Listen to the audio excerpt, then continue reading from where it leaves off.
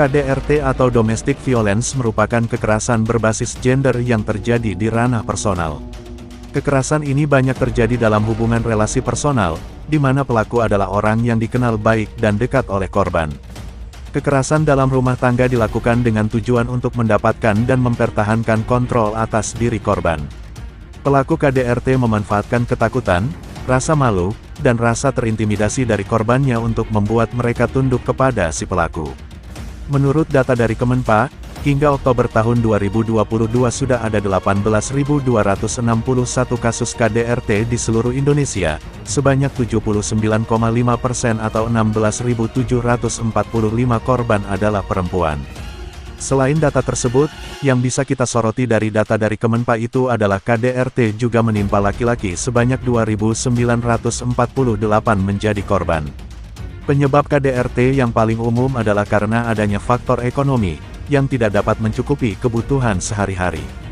Karena pandangan budaya patriarki yang menganggap perempuan tidak bisa bekerja, maka suami memiliki kuasa penuh dalam mencari nafkah. Ada kondisi yang membuat rumah tangga rentan KDRT, mulai dari kesiapan dalam pernikahan, masih kuatnya budaya patriarki, perselingkuhan hingga faktor eksternal lainnya. Untuk menekan risiko KDRT, seorang pasangan mesti menikah dalam kondisi siap secara jasmani dan rohani, tidak ada keterpaksaan. Ketika kondisi pernikahan terpaksa dan belum siap, kemudian dalam pernikahan itu menemukan banyak hal yang tidak terduga, masing-masing akan merasa tertekan.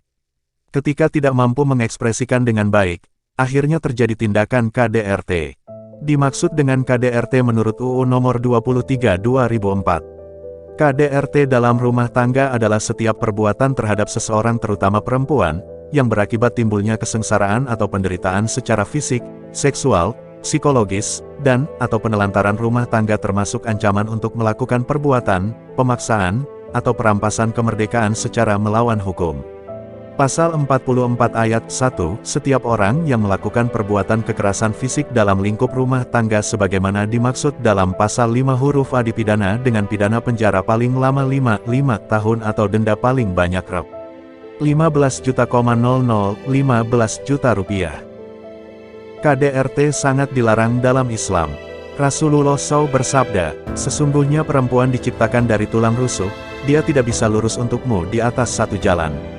Bila engkau ingin bernikmat-nikmat dengannya maka engkau bisa bernikmat-nikmat dengannya namun padanya ada kebengkokan.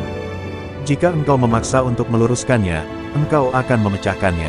Dan pecahnya adalah talaknya. Hadis riwayat Muslim. Dalam pernikahan, suami harus banyak bersabar saat menghadapi istri, supaya dijauhkan dari KDRT. Setiap pernikahan tentunya tak ada yang mulus, ketika pertengkaran terjadi, sudah seharusnya suami bisa bersikap dewasa dan bertindak dengan kepala dingin tanpa melibatkan emosi berlebihan. Dilansir dari Nu Online, KDRT yang dilakukan oleh seorang suami kepada istrinya hukumnya adalah haram.